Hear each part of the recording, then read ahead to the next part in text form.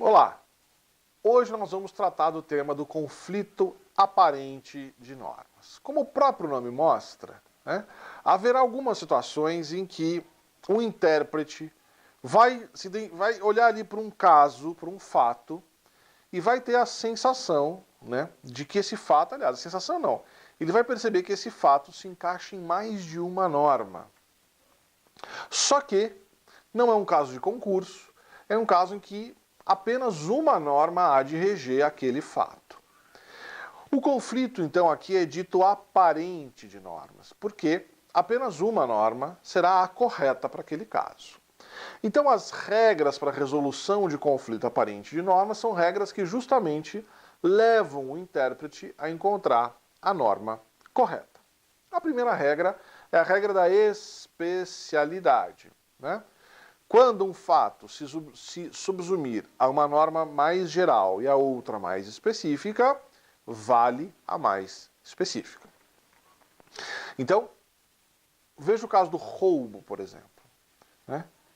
O roubo, o subtrair para si ou para outrem, coisa alheia móvel, com uso de violência, é uma norma especial em relação ao furto, porque ela contém todos os elementos do furto, mais um elemento, violência ou grave ameaça. Então, naturalmente, nós vamos apenas utilizar a regra específica, a regra do roubo. Uma outra maneira de solucionar o conflito aparente de normas é a regra da subsidiariedade, em que o ordenamento vai criando tipos penais mais ou menos abrangentes, e ele cria ali o que o Nelson Grier chamou de soldado de reserva, geralmente um crime menos grave, bem amplo, para caber aquele grupo de fatos que não coube nos delitos antecedentes. Então, se nós formos ao Código Penal, nós vamos ver, existe uma sequência, digamos assim. O artigo 129 cuida da lesão corporal. Então, é o jeito mais claro, direto, de ofensa à integridade física. Depois, os artigos 130 e 131 também cuidam da saúde, da tutela da integridade, por meio da transmissão de moléstia grave e de moléstia venérea. Aí vem o 132, que é simplesmente o delito de criar perigo à saúde de outrem.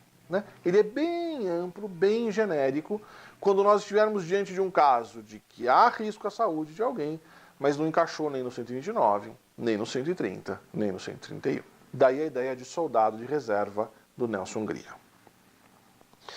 Outra regra muito produtiva é a regra da consunção. Ou seja, quando, diante de um fato complexo, nós entendemos por adotar a regra meio-fim, em que o meio é absorvido, é consumido pelo fim. Por exemplo, no crime progressivo. Eu resolvo que eu vou matar alguém a facadas. E eu dou lá 15 facadas até a pessoa morrer. Naturalmente, o fim, que é a morte, o homicídio, absorve, consome as lesões corporais, as 15 lesões corporais usadas para atingir aquela meta. Aí, nesse momento, então, vamos até separar o crime progressivo da progressão criminosa, que também é uma regra de resolução de conflitos. Imaginemos que eu quisesse efetivamente ferir uma pessoa. Dá lá 3 facadas. Dadas as 3 facadas, eu não matei em mim, não saciei a minha sede por vingança daquela pessoa e resolvo, então, dar outras tantas facadas agora para matar.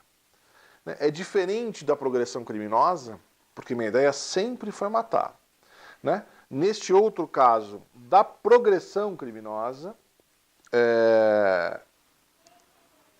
então, me corrigindo aqui, o primeiro exemplo é o crime progressivo, um objetivo e eu vou progredindo até chegar nele, diferente da progressão criminosa, que começa como um crime menos grave, lesão corporal, por exemplo, e progride para o homicídio. Em ambos os casos, o homicídio vai ser o eixo, o centro de gravidade, e nós vamos punir o sujeito apenas pelo homicídio.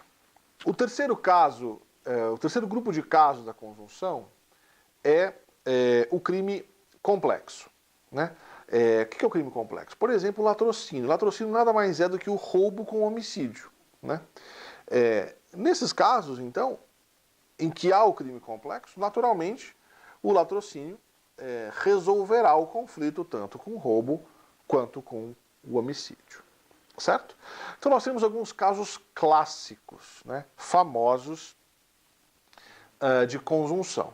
Um deles, talvez o mais conhecido deles, é o da súmula 17 do STJ, que diz que no crime de estelionato, o falso, eventualmente empregado, fica consumido pelo estelionato.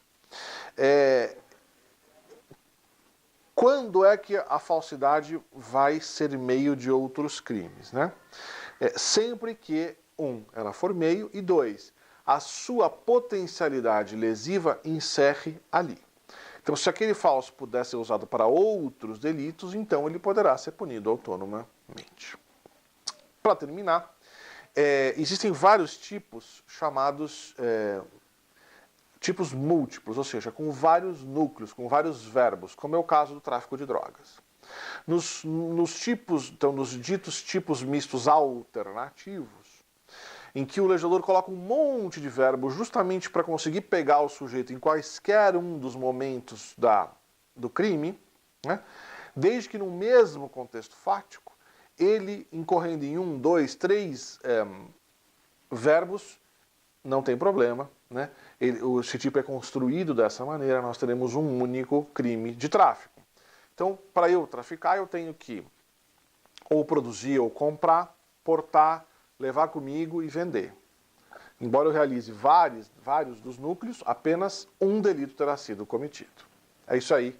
Obrigado.